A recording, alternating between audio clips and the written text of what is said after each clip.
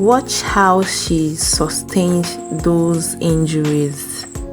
Just watch. You can see how she touched her hand as it scratched her, and these are real glasses, and she was placing her hands on them, so it gave her some bruises on her hands. They said pain is beauty.